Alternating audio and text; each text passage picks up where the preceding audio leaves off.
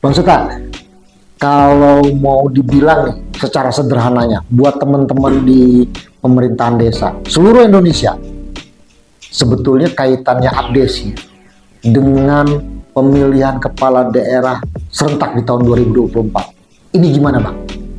Kira-kira apa sih maunya abdesi ini gitu loh? Ya, pertama abdesi maunya adalah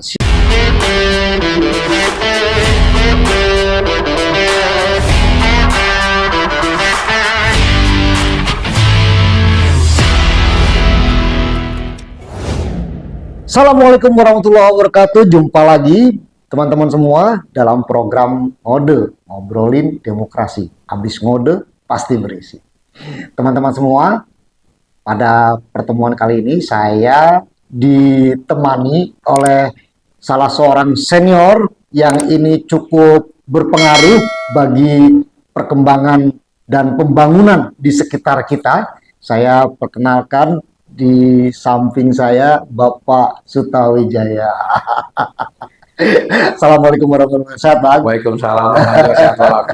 Terima kasih sudah datang di tempat Election and Democracy Studies. Kita Sama-sama. punya program ngobrol, sebetulnya ngobrol demokrasi. Jadi nggak berat-berat lah kita bicara yang tentang perkembangan masyarakat kita, dan khusus Pak Suta karena beliau adalah Ketua Umum dari Asosiasi Pemerintahan Desa seluruh Indonesia, yang tentu saja akan memberikan kontribusi yang sangat besar bagi perkembangan pembangunan, khususnya pembangunan masyarakat desa yang ada di Indonesia mulai dari saat ini dan sampai pada waktu-waktu yang akan datang. Mudah-mudahan obrolan kita ini memberikan manfaat bukan cuma buat di desanya Pak Suta atau teman-teman, tapi buat seluruh masyarakat desa di Indonesia. Tapi sebelum lebih jauh Pak, saya mau izin sih dapat informasi sedikit lah, misalnya apa sih sebetulnya abdesi itu? Biar kita tahu nih, ini abdesi ini apa sih gitu loh. Oke ya Bang, abdesi itu kepanjangan dari Asosiasi Pemerintahan Desa seluruh Indonesia. Di dalamnya itu para anggotanya adalah otomatis kepala desa aktif, purna bakti, Oh, perangkat desa.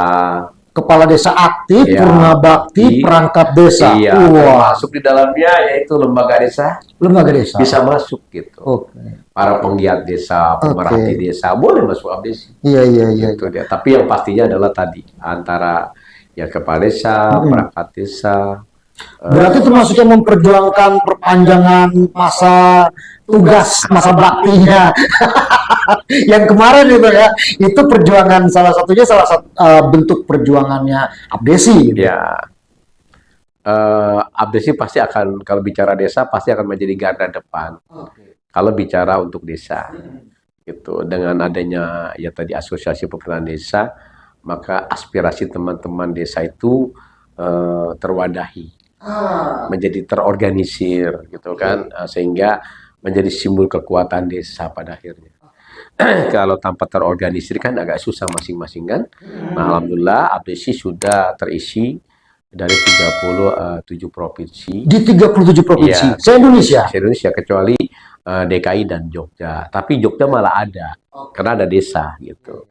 Itu dulu udah terisi. Bahkan saya ke Papua, Kalimantan, Sulawesi gitu. Ya dengan ada hikmahnya sih dengan ketua umumnya abdesi dari Banten, kita duta Banten gitu. Oh, Secara nggak langsung kan bisa memarketingkan Banten kan. Oke. Gitu, Jadi masih kita ada karakter desa dan karakter masyarakat desa di Banten justru malah menjadi Ya, semakin terlihat ya. terlihat, gitu. Iya. Itu juga diantar secara tidak langsung ya mulai terasa Banten ya tadi. Oke. Karena kita keliling Indonesia. Saya izin panggil Bang Suta biar apa namanya, biar nanti kalau namanya Pak Kades kan nggak cocok deh, atau cocok. Pak Haji nggak cocok kan, Bang Suta aja deh. Bang Suta, sebetulnya tadi kan bicara asosiasi pemerintahan desa ini menjadi tempat wadah Ya. dari aspirasi. Sebetulnya dalam perspektif demokrasi, apa aspirasi inti atau inti dari keinginannya masyarakat desa itu apa sebetulnya? Iya, sebenarnya kan kita ingin desa itu menjadi desa yang berdaulat. Desa yang berdaulat. Iya, Ini kata kuncinya. menjadi sebuah kekuatan sebuah bangsa negara ini ketika desa itu berdaulat dan maju. Ya, kenapa? Saya pernah mengamati bahasa Indonesia Emas misalnya 2045. Saya bilang jangan berharap Indonesia Emas akan terwujud ketika desanya tidak dibenah. Oke. Desa berdaulat, Indonesia emas. Oke. Jadi kalau desanya maju, sukses, mandiri, ya udah dengan sendirinya Indonesia akan maju. Gitu. Karena akar rumput itu adalah pemerintahan terkecil adalah desa. Udah pasti itu. Itulah makanya saya konsen kalau bicara tentang desa, saya konsen. Gitu dari dulu dari Undang-Undang Nomor 6 2014 kan jujur aja kontribusi massa itu paling banyak Banten. Waktu itu kesan saya masih di Provinsi Banten. Waktu zaman almarhum Pak Sudir Santoso itu ada kalimat mogok Anyer Penarukan. Anyer itu saya mogokin dengan teman-teman sebanten. Itu benar-benar mogok. Tapi dengan tujuan positif. Oh positif karena waktu itu undang-undang desa belum deal. Untuk mendilkan itu akhirnya terakhir kita demo terakhir itu adalah memogokkan Anyer Penarukan, kemudian jalan dari istana presiden jalan kaki sampai ke DPR RI. Untuk menunjukkan Iya, sebegitu besar. itu dengan teman-teman di situ waktu itu hadir pahlawan desa lah saya anggap ya, Pak Sudir Santoso,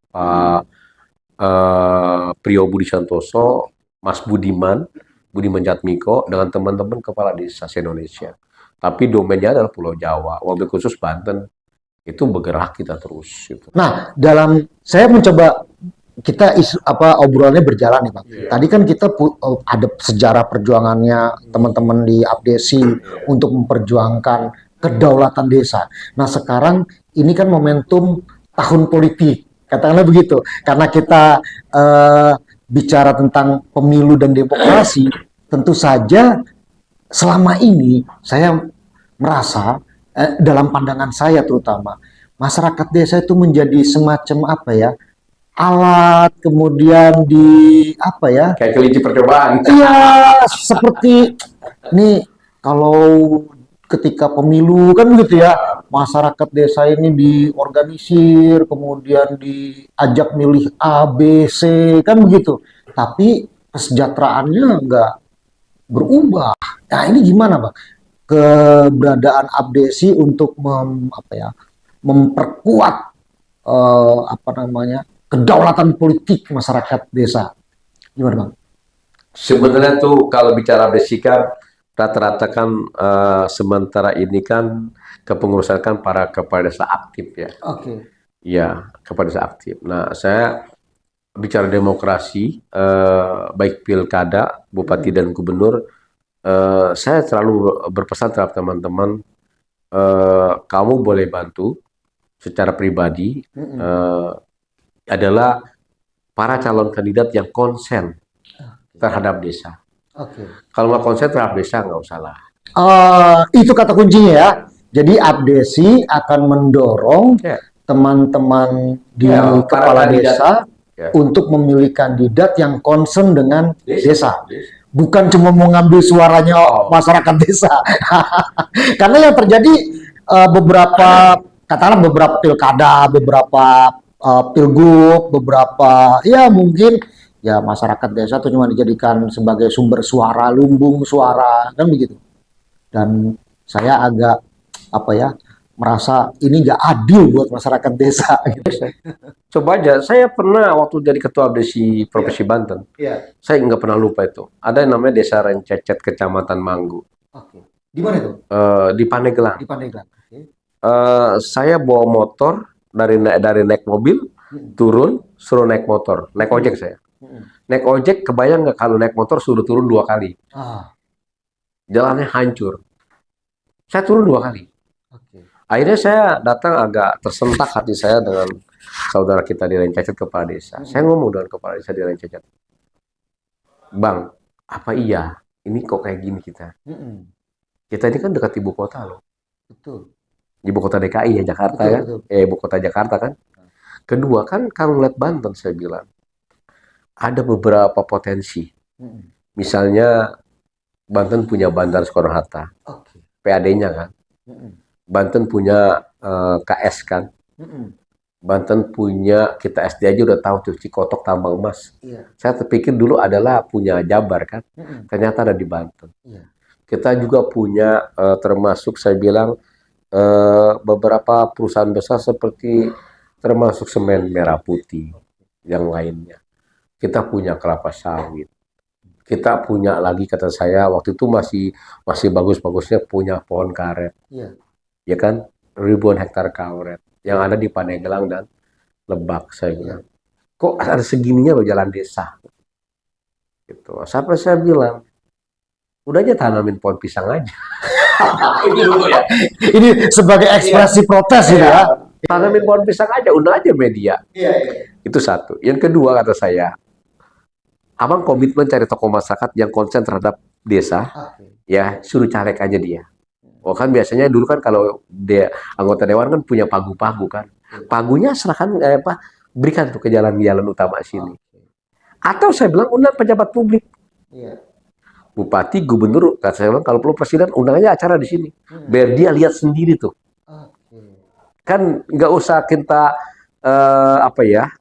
kontradiktif terhadap para pejabat, tapi memberikan pembelajarannya datang dia melihat sendiri gitu.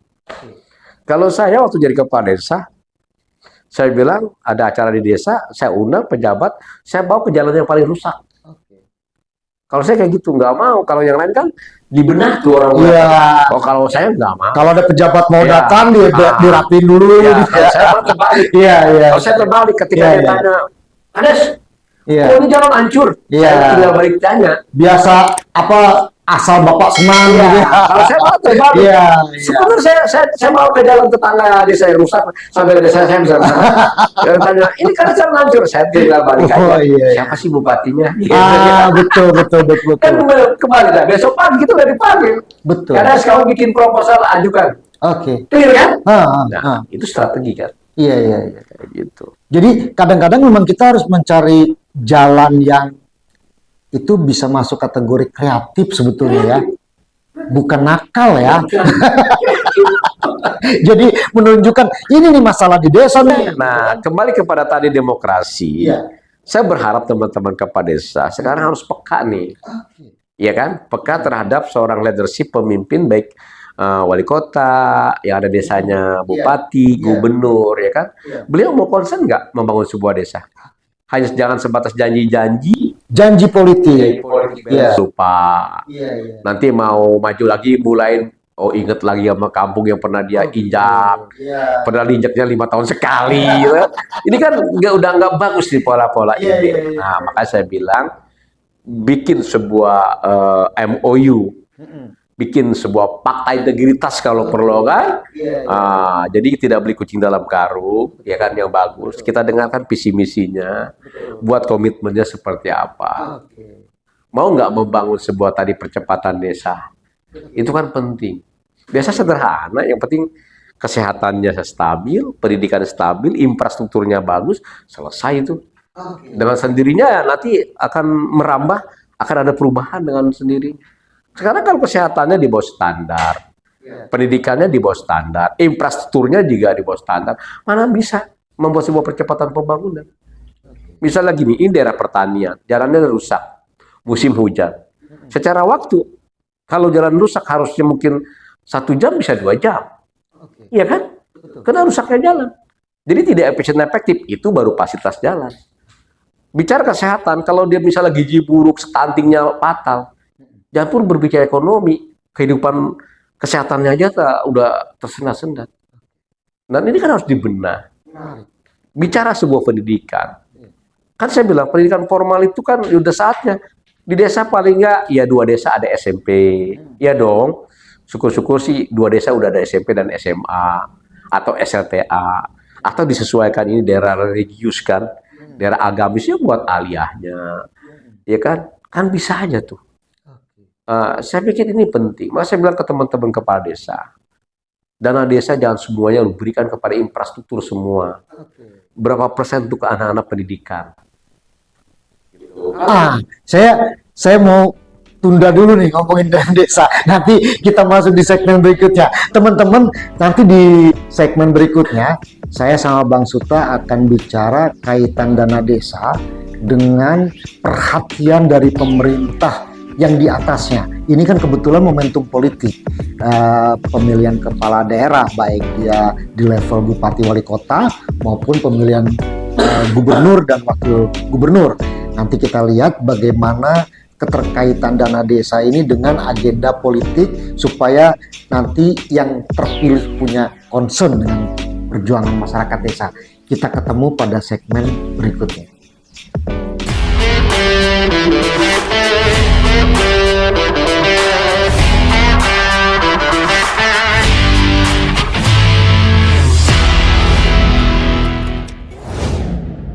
Jumpa lagi teman-teman semua dalam program Ngode, ngobrolin demokrasi, habis ngode pasti berisi. Kita lanjutkan obrolan kita dengan Bang Suta. Tapi sekarang fokus Bang, kita mau ngomongin soal dana desa nih.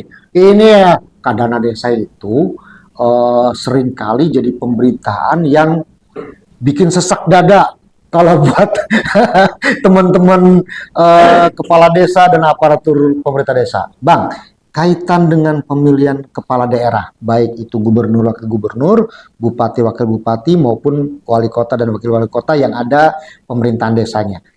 Sebetulnya dukungan pemerintahan seperti apa bagi teman-teman Abdesi untuk terselenggaranya dan suksesnya penggunaan dana desa? Nah, yang ini punya hubungan katakanlah dengan demokrasi yang lebih besar dan luas. Bagaimana Bang itu seperti? Ya, pastinya gini, Undang-Undang Desa ini kan, Undang-Undang Nomor 6 2014 ini kan sudah direvisi menjadi Undang-Undang Nomor 3 2024, Undang-Undang kedua ya, dari Undang Desa perubahan, bahwa di mana di Undang-Undang Desa itu kan berajaskan dua, rekognisi dan subsidiaritas. Artinya bahwa penggunaan dana desa diantaranya harus berdasarkan mustus dan musdes, musyawarah dusun dan musyawarah desa. Musyawarah dusun dan musyawarah desa. Ya, namun lagi-lagi kenapa kita minta direvisi? Saya ingin sementara ini kan dana desa diatur oleh pusat 70%, desa 30%. Padahal kebutuhan desa A dengan desa B, antara desa yang satu dengan desa yang lain kan berbeda-beda. Saya maunya adalah dibalik. 70% diatur oleh desa, 30% diatur oleh pusat. Misalnya kepentingan nasional. Kan kadang kan tadi kan kita nggak tahu musibah dan lain sebagainya. Itu aja 30%, 70% diatur oleh desa. Nah, desa agar lebih masif dan lebih spesifik adalah harus RPJM desa tadi. Kita udah rutin tuh semua desa tahulah kepala desa. RPJM desa pasti berdasarkan musyawarah. Maupun tidak musyawarah dusun, musyawarah desa pasti dilakukan. Yang di dalamnya ada BVD. Ya kan, tokoh masyarakat, Karang Taruna, LPM, dan sebagainya. Jadi dari situ mulai. Nah kemudian sebenarnya dana desa itu kecil. Jadi masyarakat jangan melihat dana desa ini gelondongan utuh. Enggak lah. Kan di dalamnya kan ada untuk tadi kan gaji perangkat desa, kepala desa, beban rutin. Iya, itu paling berapa persen aja kan untuk pembangunan. Nah, itulah yang butuh komitmen pemerintah daerah, kabupaten kota, dan provinsi untuk membackup dana tersebut, bantuan dari kabupaten dan. Jadi sebetulnya dana desa itu tidak cukup gitu ya. Apalagi kalau misalnya ada pengen jadi desa wisata, pengen jadi desa industri, pengen jadi desa apa, misalnya desa nelayan. Kalau gini, logikanya luas wilayah desa sekian ribu meter, ya kan? Dana desa hanya misalnya 700 juta lah. Itu rasanya ngebangun corambat atau paving block paling dapat berapa meter? Jalan. Betul. Nah, makanya butuh adalah komitmen pemerintah provinsi dan kabupaten kota untuk membackup itu untuk percepatan pembangunan desa. Kalau bicara dana desa tidak transparan, saya pikir enggak juga. Karena setiap desa pasti ada programnya. Itu dipang-pang Bang lewat baleho di setiap desa. Tinggal masyarakat lihat saja. ya kan? Iya, iya. Program apa saja tahun ini? Pertanyakan ke desa. Iya. Kan ada BPD bareng-bareng. Nah, saya pikir kontrol masyarakat ya penting, Betul, betul. gitu. Sehingga untuk mencegah penyimpangan-penyimpangan dari oknum Iya. para kepala desa tersebut. Itu harus benar-benar dijaga Nah, lah terus ya. dijaga. Ya, oke. Tapi bukan berarti kemudian pasti ada persoalan, enggak dong. Iya. Saya kan 3 periode jadi kepala desa. Iya. Setiap dana desa turun, hasil musdes, saya nggak pegang uang. Oke. Job description saya ya bendara, ya lakukanlah bendara. Oke. Dengan perangkat desa, sudah hasil musdes gitu kan, ya sudah, mana yang prioritas, jalankan baik-baik. Saya nggak pernah pegang. Dan itu pasti nggak cukup. Ya jauh sekali. Dan selama ini ada backup atau tambahan bantuan dari APBD gitu. Ya kalau dari APBD ada. Karena ada dana bagi hasil. Oke. Ya kan itu malah membantu sekali. Justru yang saya sayangkan sebenarnya bantuan dari pemerintah provinsi. Oh. Itu kecil sekali. Gitu. Tapi waktu zaman Buatut kan alhamdulillah waktu itu udah kuat 70. Itu khusus di Banten ya. Di Banten, Ini berarti kan sebetulnya sangat tergantung siapa yang memimpin daerahnya. Iya, gitu. Nah, tapi ada juga di Riau itu kemarin hebat. Saya kan ke Riau. Iya. Gubernurnya, hebat sekali. Oke. Dia berikan 20 juta untuk PKK Posyandu. 20 juta lagi dia berikan untuk bantuan gizi buruk, ya, stunting. Dia berikan fasilitas kepala desa dan BPD dengan kendaraannya untuk percepatan komunikasi transportasi. Jadi ABC tahu lah ya dari 37 gubernur ini Kita yang tahu. concern dengan Iya, masyarakat desa itu. tahu gitu. Riau itu hebat sekali Oke. gubernurnya. Nah, itu. Nah, kalau udah kayak gitu kan percepatan pembangunannya kan lebih cepat gitu. Nah, Banten itu harapan saya ke depan siapapun gubernurnya, beliau yang konsen tadi terhadap pembangunan desa. Oke. Gitu. Itu harapan saya. Jadi bukan sebatas insidentil saja. Oh, calon kumpul-kumpul, ditemuin, masyarakat dijanji-janji. Silaturahmi itu harus, silaturahmi dengan masyarakat desa itu harus, tapi jangan cuma datang doang gitu kan. Bantuan resmi dalam posisi jabatan sebagai kepala daerahnya yang dibutuhkan. Iya. Seperti itulah diantaranya. Iya. Jadi kalau saya pikir sudah transparan.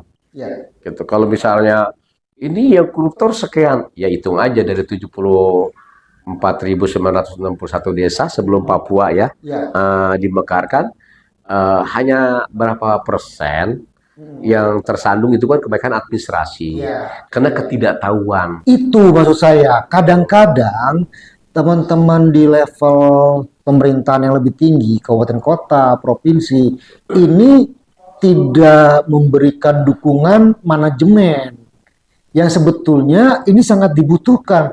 Bukan begitu, Bang? Iya, sebenarnya ada konsep yang bagus untuk mengontrol dana desa. Oke. Ada gimana, Bang? Gimana, Bang? Di samping masyarakat, ya kepemerintahan di bawah bupati kan ada camat. Oke. Pihak kecamatan itu sebenarnya tinggal dia cross check aja. Per desa mana nih pembangunannya, dia terus turun aja ke lapangan. Ya kan? Mana yang terrealisasi dan mana yang tidak dan seperti apa kualitasnya, tinggal cek aja. Saya yakin itu akan minimalisir dari persoalan. Tapi abang tahu kan siapa aja kepala daerah atau yang sekarang saya ini? bilang kalau diberdayakan maksimal tiap kecamatan, ya kan di situ kan ada kasih ini kasih itu, ya udahlah. Sementara nggak usah ngeliat kasih ini kasih itunya kan. Pegawai kecamatan menyebar ke setiap desa, cek. Ya kan, pembangunannya yang telah direalisasikan dan nama yang belum, sebagai kontrol. Dipandu, dikontrol, kan? Dipandu. Saya pikir dan kalau perlu ajak BPD-nya. Kan salah satu tugas BPD ada tadi mengawasi jalannya pemerintahan desa, membuat peraturan desa bersama kepala desa, ya kan, dan menyerap aspirasi masyarakat desa dalam pembangunan. Itu BPD loh 3. Nah kalau ini diberdayakan bareng, wah saya pikir kepala desa juga seneng dong. Karena ada kontrol sehingga mawas diri akan lebih baik ke depan. Itu bisa dilakukan oleh, saya maksudnya gini, kalau kecamatan itu kan relasi dengan pilkadanya tidak terlalu kuat, Bang. Tapi kalau dengan pemerintahan atasnya, dengan bupati, dengan gubernur, itu apa bisa dibangun pola, katakanlah begitu ya, model pendampingnya. Sangat bisa sekali. Ya. Kalau pandangan saya tadi, kalau pihak kecamatan itu dimaksimalkan untuk sebagai kontrol ya, kontrol pembangunan desa, saya pikir penyimpangan ya nggak terlalu jauh. Dan itu bisa disusun dalam satu regulasi lokal, kan? Kadang-kadang kan bisa aja terjadi hanya mengandalkan satu kasih bagian pembangunan. Kan kasihan dong dia keliling-keliling. Udah aja 1 minggu, semua kasih, udahlah perbantukan. Tapi muaranya ke kasih pembangunan pada ending akhirnya. Iya kan? Ini soal manajemen aja sebetulnya. Iya, manajemen aja. Itu bisa dioptimalkan, dimaksimalkan. Saya kira akan lebih bagus. Jadi soal manajemen dan concern serta komitmen. Nah, di bawah kan ada BPD, ya minta atur dengan BPD. Betul. Ya kan? Dan ini sangat tergantung dari komitmen kepala daerah. Nah, termasuk juga di benah ini perangkat desa. Perangkat desa kan udah terlalu puluhan tahun menjadi perangkat desa. Padahal melihat perkembangan zaman sudah banyak yang harus direvisi. Ya kan? Yang sudah tidak produktif. Nggak ngerti IT, masa harus dijadikan terus-terusan karena hanya faktor sponsor, ya kan dia berjuang, kan ada cara lain dong, membantu sponsor dan lainnya. Kenapa? Kalau emang ini desanya desa wisata, cari dong sarjana wisatanya untuk memanage perwisataan di desa itu, sehingga PAD desa kan bangkit, ya kan? Nah jadi ini udah harus berjiwa besar, masyarakat pun yang membantu kepada desa dalam pemilihan pilkades, kalau ingin desa harus maju, ya sudah harus berjiwa besar. Kalau perlu ya benar-benar ada penerimaan pegawai baru diseleksi. Tapi adalah putra-putri desa terbaik itu pesertanya. Sehingga punya nilai jualnya lebih baik. Akan membantu kinerja kepala desa. Kepala desa kan seorang leadership. Ya kan?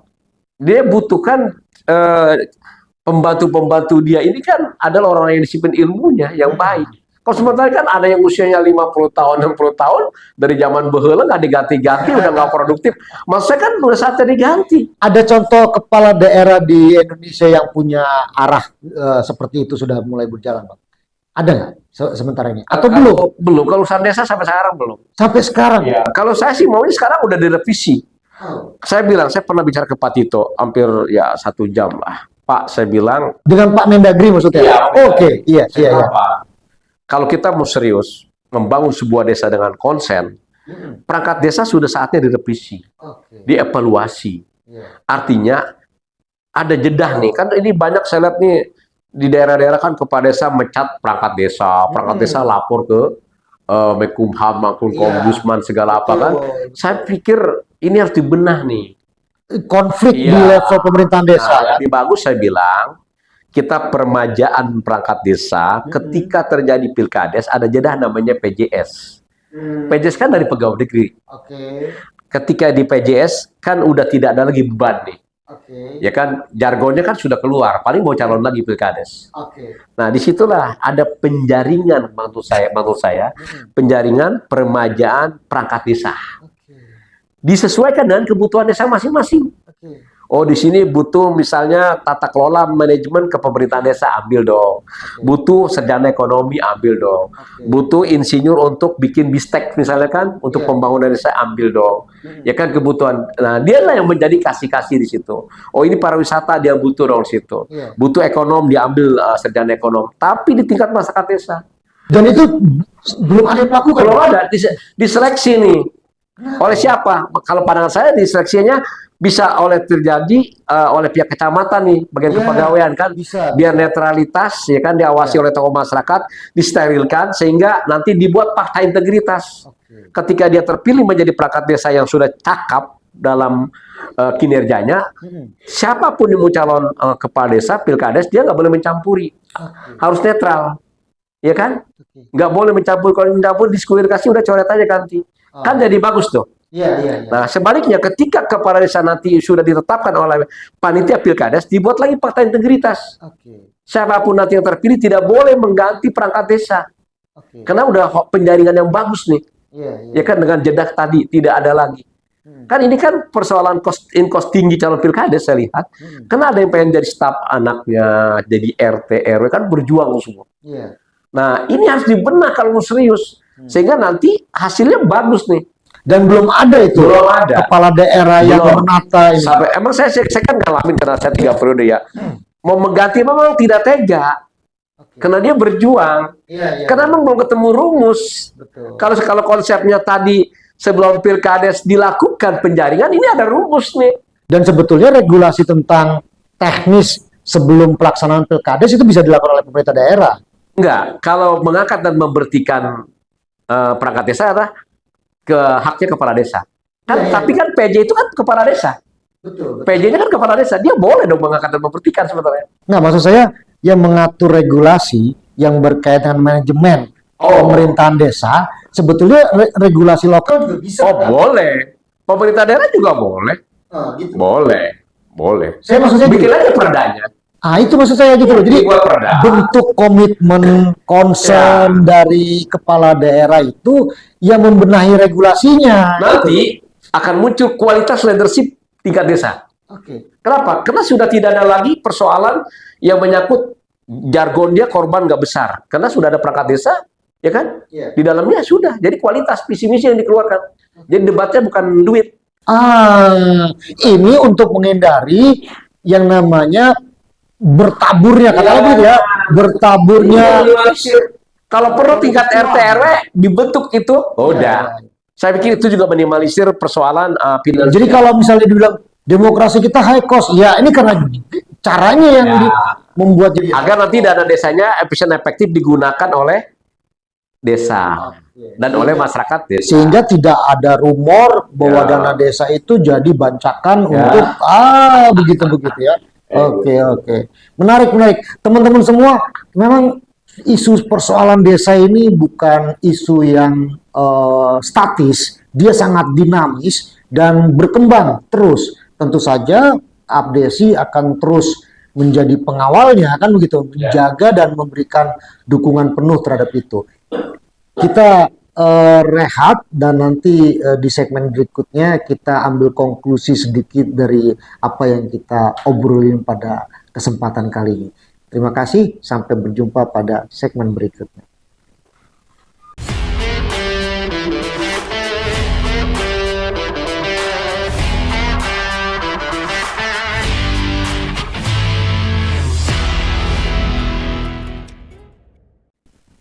Jumpa lagi teman-teman semua, masih di program Ngode. Saya masih sama Bang Suta. Ini kita masih ngobrolin soal peran Abdesi di dalam penyelenggaraan pemilihan kepala daerah serentak di tahun 2024. Tentu saja bukan cuma urusan di Banten, karena Abdesi ini asosiasi pemerintahan desa di seluruh Indonesia, ini ada di 37 provinsi. Bahkan juga ada di daerah istimewa Yogyakarta dan juga di Papua, kan begitu.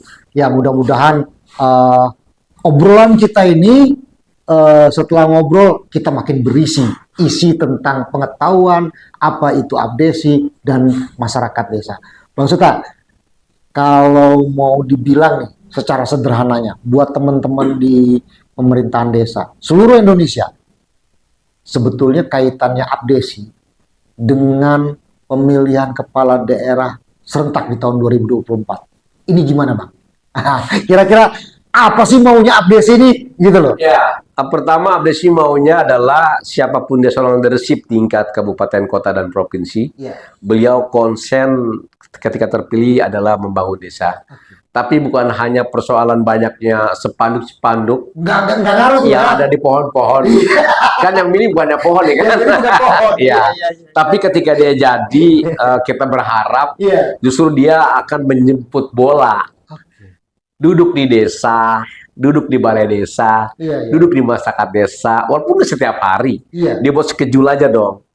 Ya kan, misalnya kecamatan ini maunya apa sih secara mayoritas nih masyarakatnya, gitu. Tapi sambil nyantai, bukan sebatas kepentingan kepemerintahan itu kunjungan resmi aja. Paling-paling setengah jam datangnya, kan gitu. Ini saya belum temukan tuh. Iya, saya belum temukan bupati, wali kota, atau gubernur yang mau nongkrong bareng misalkan Di Iya. desa, apalagi kalau ada bupati, gubernur, wali kota mindep gitu kan, Oh. di balai desa, Iya, iya. ngobrol dengan tokoh masyarakat desa, ya kan, menyerap Cuma presiden nih kayaknya yang kayak begitu.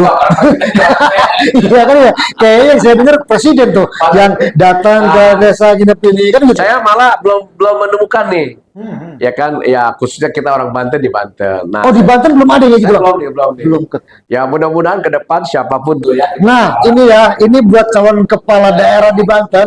Kalau kata Bang Suta, belum pernah ada nih kepala daerah yang nongkrong di desa, melihat persoalan desa. Ya, secara jadi serius bukan gitu. karena kunjungan kerjanya aja. Bukan Sebenarnya cuma kan itu. gini, Ya. masyarakat tuh akan lebih viewer terbuka Ya. ketika komunikasi interaksi sosialnya dibangun Oke. dalam tidak bentuk resmi. Oh, Kalau dalam bentuk resmi kan kaku. kaku, tapi kalau Ya. dia nyantai kayak Udah dilihat Ya. pakai bajunya, baju kata anak pramuka, upacara. kata anak pramuka, kita berkemah dong di desa, ya kan? Betul, betul, betul. Kan hebat tuh gitu kan. Betul. Tokoh-tokoh sekitar tetangga desa ajak ngobrol dari hati ke hati, apa sih keinginannya. Nah, Iya, tadi iya. saya bilang kan berbeda-beda. Misalnya gini, kita ini khusus bicara Banten nih. Oke, kalau di Banten. Iya, kalau misalnya Pandeglang daerah pegunungan, kan nggak Oke. mungkin sama dengan daerah Tangerang dong. Oke. Ya pasti ada perbedaan yang dia inginkan kan. Iya, betul. Nah, dan ini kan bisa menyerap aspirasi nih, Betul. gitu. Nah, ini penting nih gitu kan. Jadi bukan sebatas mengadu argumentasi visi misi ketika mau calon saja. Oke. Yang lebih bagus justru setelah jadi itu dia luangkan waktu, dischedule-kan misalnya. Atau jangan-jangan visi misinya dibuatin konsultan itu. Iya, kan, ya, dia udah kagak pernah ke desa gitu kan, nggak pernah tahu masyarakat desa, visi misi yang buat konsultan. Pandeglang religius kan. Iya. Ya, berarti lebih banyak tentang agama. Iya. Ya, berarti kan fasilitas keagamaan Iya. itu kan Iya. ya mungkin skalanya ditingkatkan. Diperkuat. Apa tunjangan guru ngajinya, Betul. tunjangan para ustadz-ustazah itu kan, Betul. atau fasilitas ya uang kapur atau kapurnya diturun. Iya, Ya kan itu kan penting tuh kan. dan itu bisa Ya, dilakukan. dan itu bisa dilakukan gitu. Iya. Misalnya kan ya atau wisata pegunungan kan hebat kan. Betul. Dibuat wisata alam yang gimana Betul. keinginan, jadi masyarakat gotong royong bareng. Beberapa tempat di Pandeglang itu nggak jauh deh, kayak daerah Saya Puncak. kemarin ke Kuningan Iya, itu sudah bergeser iya. dari puncak kelihatannya udah ke Kuningan tuh Oh, di pinggir-pinggir kaki Gunung Cerme. Wah, Oh. itu wisata udah hebat sekali. Iya. Ya apalagi kan kita juga potensi banget kan, betul. kaki Gunung Pandeglang, banyak gunung kan gitu kan, Betul. Gunung Asepan dan lain sebagainya. Betul. Apalagi di Lebak juga kan. Nah, Saya pikir Lebak mungkin daerah yang terkenal pantainya, apanya kan gitu ya. pantai apa tuh yang terkenal Iya, di Sawarna, Lebak, ya. Sawarna. Iya. Sawarna itu kalau didesain itu lebih dari Bali, Betul. karena ada batuan Iya, ke laut kan. iya. Itu hebat sekali kalau untuk selfie anak-anak. Oh, Tinggal infrastrukturnya dibenah, itu memang apa ya? dibikin homestay, ya Iya. kan. Saya pikir Betul. wah tidak basi. Betul. Kuliner masyarakat juga bangkit di sana, income per kapita masyarakat dengan sendirinya. Ekonominya kenapa? Karena kan masyarakat kreatif di sana. Betul. Nah, kayak kita misalnya Tanjung Lesung ya, Betul. atau yang lainnya kan. Betul. Saya pikir ini banyak potensi. Betul. Jangan selalu berpikir bahwa ekonomi itu bangkit dengan industrialisasinya. Iya, iya, iya. Enggak lah, wisata juga lebih bagus kok. Betul, betul. Tidak basi, Betul. banyak tenaga kerja di situ juga, ya kan? Betul. Saya pikir bahwa nah, itu kan daerah sana kan. Nah, Betul. berarti kalau misalnya Tangerang daerah industri, ya udah berarti kok diklat dong. Oke. Ya kan SDM ini ya kan SDM. keterampilannya Jadi ditingkat- tiap daerah itu punya karakter. Iya, berbeda. Ya. Ditingkatkan. Atau tadi ada juga yang sifatnya makro. Ada sebuah regulasi anak yang usia belajar nggak boleh kerja dulu deh. Oke. Itu penting loh. Biar bagaimanapun perubahan sebuah daerah, SDM itu menentukan. Oke. Kalau SDM-nya di bawah standar rata-rata, maaf, kita akan tersendat-sendat. Nah, kalau usia belajar tidak boleh bekerja, dia harus sekolah, maka nanti ketika dia bekerja pun pendapatan dia lebih bagus. Karena latar pendidikannya lebih tinggi. Sekarang kalau dia anak SD, kerja di sebuah perusahaan, diperlakukannya seperti anak SD, walaupun udah usia dewasa. Kenapa? Pendidikannya di bawah kok apa yang gaji besar? Lambat tapi pasti kalau pendidikan kita bagus, paling nggak supervisor, siapa tahu jadi manajer, jadi staf, kan bangkit ekonominya. Kebanyakan kita maunya instan, tapi harusnya jangka panjang proses. Tapi regulasinya dipastikan usia belajar nggak perlu kerja. Belajar yang baik, bantuin orang tua di rumah sambil. Iya. Itu penting itu jangka panjang tapi itu pasti. Iya. Kalau sekarang kan kita ngeri juga. Itu. Nah, makanya kita akhirnya tergilas ada orang pendatang. Ya kan? Kadang-kadang kita kan cemburu sosialnya tinggi. Orang pendatang baru sampai udah sukses maju loh. Dia datang ke daerah kita, dia menjadi kompetitor yang handal. Betul. Dia cakap bahasanya, pendidikannya, skill dia mumpuni. Lah kita sekolah enggak. Ya. Paling hari Sabtu nungguin reman tuh di pabrik. Dan pemerintah daerah selama ini diem-diem aja. Maka tadi saya bilang ada yang harus kita bakukan menjadi sebuah program makro, tidak mikro, adalah dikunci. Usia belajar nggak perlu kerja. Kalau mau kerja nyambi saja, tapi pastinya belajar yang benar. Itu penting. Prioritasnya belajar. Dan harusnya pemerintah daerah itu bisa mendorong. Iya. Saya waktu jadi kepala desa, saya tambah dikit. Di desa saya, nonton TV aja, maghrib sampai isya saya larang. Karena itu rentang anak-anak belajar ngaji dinia di kampung. Berjamaah, sholat maghrib. Ya kan? Saya larang. Sanksinya, kalau ketahuan bikin KTP, kan jauh kan saya kan? Bikin KTP ke 3 raksa. Ya sudah, kau bikin KTP sendiri ke 3 raksa. Jangan lewat desa. Ya, kita berdaya kan anak remaja masjid sebagai kontrol. Ya kan? Dia kontrol habis maghrib keliling. Jadi sebetulnya kalau pemerintah daerah itu mau membuat regulasi lokal, dia mendorong penguatan masyarakat itu bisa dilakukan. Bisa dilakukan. Dan Abdesi yang mendorong itu. Kita mendorong itu. Karena bicara SDM itu konsen untuk saya. Karena perubahan yang signifikan dalam sebuah daerah, termasuk desa, SDM. Setuju. Serius saja. Makanya saya bilang dana desa, jangan semua dibuat untuk infrastruktur. Tapi buat penguatan masyarakat. Buat penguatan masyarakat dan pendidikan. Kalau perlu beasiswa kan beliau yang potensi. Jadikan itu sebagai investasi sumber daya manusia. Ketika dia pulang ke daerahnya, ya ngabdi di desanya. Itu penting. Itu sangat penting. Anak saya itu, saya bawa ke kampung Inggris Jawa Timur 1 tahun. Tamatan SLTA. Saya buat sebuah kisi-kisi untuk tesnya, untuk ke sana. Kesehatannya, bebas dari narkoba, pernyataan dari dokter lepas dari narkoba. Ya kan? Saya buat fisiknya, saya ajak langsung lari dengan saya sekalian. Saya buat dari 100 anak, saya ambil 10 anak. 1 tahun sana. Pulang komposisinya udah bagus. Sehingga sekarang kerjanya baik. Ada yang jadi jubir di perusahaannya. Ya kan? Karena meningkatkan taraf hidup ekonomi dia. Coba kalau kita lepas dia, udah SD kamu kerja aja. Ya sudahlah, innalillahi lah. Ya kan? Nah, ini yang belum sampai jauh. Belum. Saya maksud saya diperbutkan, diperdakan itu. Betul. Dibuat kebijakan lokal.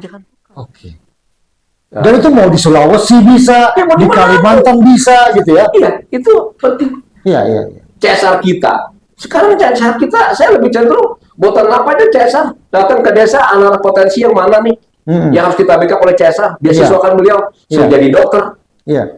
Insinyur. Bagian hukum. Sehingga ada lawyer hukum di desa untuk kepentingan masyarakat desa. Kalau ini kan semua didetekan oleh kepala desa. Kriminal, kepala desa yang ngurusin. Ribut, kepala desa yang ngurusin. Warisan, kepala desa yang ngurusin. Kalau ada anak putri desa yang terbilang tentang hukum, ya udah legal hukum desa dia. Betul. Akan menjadi industri hukum malah akhirnya. Ini nggak dilakukan. Kasihan. Jadi membantu banget tuh terhadap jalannya proses pemerintahan desa yang lebih baik ke depan. Jadi desa mandiri. Kalau udah desa mandiri ya clear dong Indonesia. Jadi saya tadi desa berdaulat, Indonesia emas. Teman-teman semua, ini obrolan luar biasa sama Bang Suta dan menarik sekali. Saya kira pesannya sangat dalam. Kata kunci yang diberikan oleh Bang Suta adalah berdayakan desa.